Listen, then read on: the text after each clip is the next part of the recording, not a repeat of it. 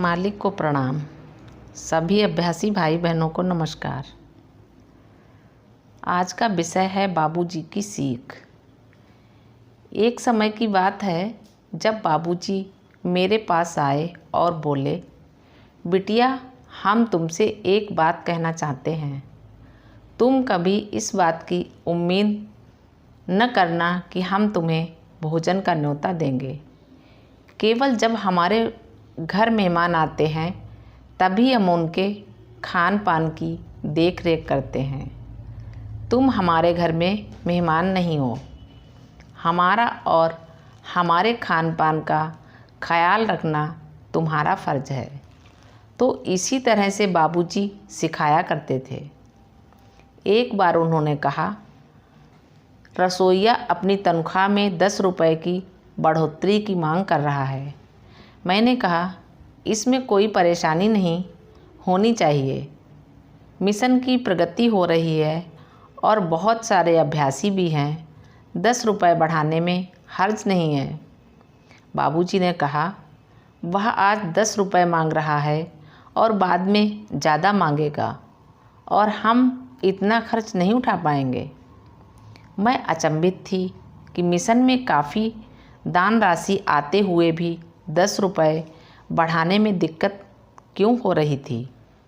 बाबूजी ने कहा, नहीं, हम उसे भोजन देते हैं और वह हमारे लिए काम कर रहा है।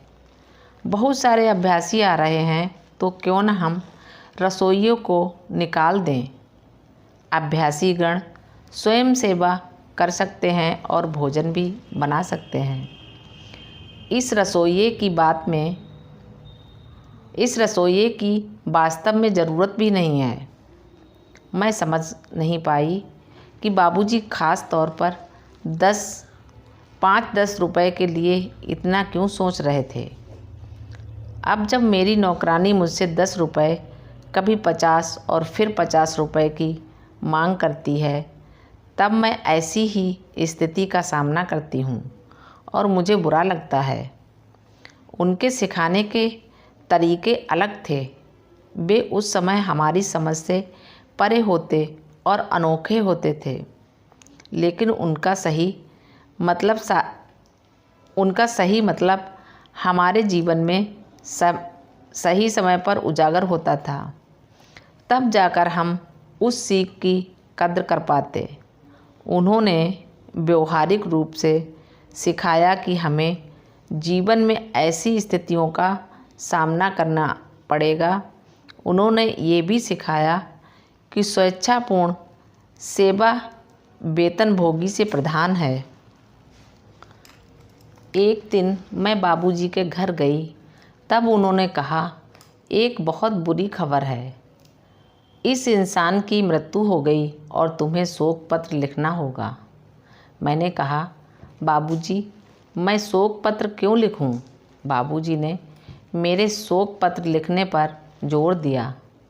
मैंने कहा, शोक पत्र कैसे लिखा जाता है? मुझे नहीं पता।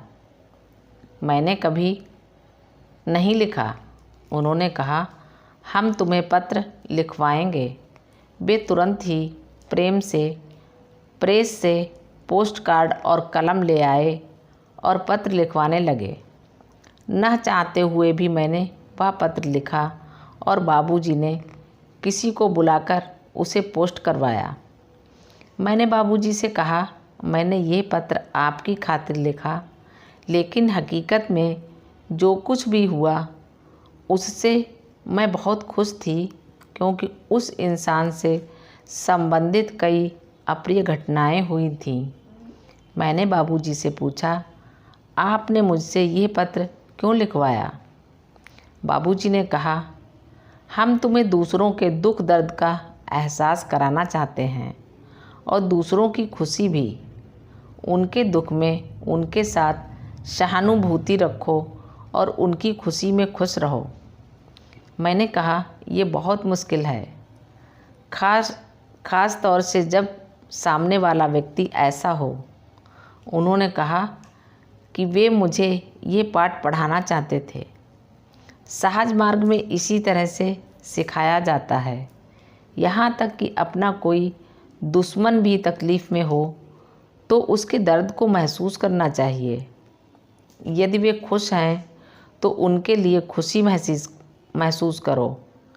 आज अगर कोई भी इंसान दुखी हो तो मैं उनका दुख महसूस कर सकती हूँ, और वे खुश हैं तो उनकी खुशी भी।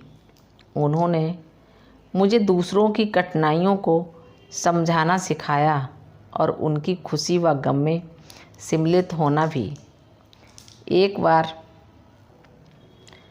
बार मैं विदेश में थी। वहाँ से वापस लौटने पर मैं बाबूजी से मिलने शाहजहाँपुर गई। वे आंगन में स्नान कर रहे थे। मुझे देखते ही वे बोले, हम तुमसे बहुत ज़्यादा नाराज़ हैं। तुमने हमें टेलीग्राम भेजा कि तुम और तुम्हारे पतिदेव की जान खतरे में है। तुम्हारे जैसे लोग हमें बहुत परेशान कर रहे हैं। बाबूजी ने पहली बार मेरे प्रति नाराज़गी दिखाई, और वह भी उस काम के लिए जो मैंने किया ही नहीं। मैंने पूछा, कौन सा टेलीग्राम? मैंने कोई टेलीग्राम नहीं भेजा। उन्होंने कहा, नहीं, तुमने अपने और अपने पति की जान बचाने के लिए हमें टेलीग्राम भेजा था। मैंने कहा, बेशक मैं विदेश गई थी, लेकिन मैंने कोई टेलीग्राम नहीं भेजा और हम दोनों वहाँ सकुशल थे। फिर उन्होंने कहा, हम जो कह रहे हैं उसे ध्यान से सुनो। मैं तो चौंक गई। कुछ समय बाद मैंने अपने पीछे एक लड़की को खड़ा देखा। वह मुझे कुछ कहने की कोशिश कर रही थी, लेकिन तब तक तो बाबूजी की यह बातें सुनकर मेरी आंखों में आंसू आ गए थे। मैं बाबूजी की बहू के पास गई और पूछा, आज बाबूजी को क्या हो गया है? मैं विदेश से जाकर 6 महीने के बाद वापस आई हूँ। मेरा स्वागत करने की बजाय वे मुझसे इस तरह बात कर रहे हैं। उनकी बहू ने मुझे बताया, वह टेलीग्राम उस लड़की ने भेजा था। मैं सोच रही थी कि बाबूजी मुझे क्यों डांट रहे थे और मुझसे क्यों इतने नाराज़ थे। उस लड़की ने भी आकर कहा कि यह सब कुछ उसका किया धरा था और कुछ गलतफहमी हो गई थी। मैं जानती थी कि बाबूजी को कोई गलतफहमी नहीं हो सकती। ज़रूर इस नाराज़गी का कुछ और वजह होगी। मैंने बाबूजी से पूछ ही लिया कि वे क्यों मुझे इतना डांट रहे थे। बाबूजी ने कहा, हम ये सारी बातें उससे नहीं कह सकते, लेकिन तुमसे तो कह सकते हैं, क्योंकि तुम तो हमारी हो। तुम्हें बिना कुछ कहे चुपचाप सुन लेना चाहिए। मैंने कहा, बाबूजी, एक ऐसा प्यार है। मैं 6 महीने बाद वापस आई और आपने मुझसे इस तरह से बात की। मालिक को प्रणाम। सभी अभ्यासी भाई बहनों को नमस्कार। धन्यवाद।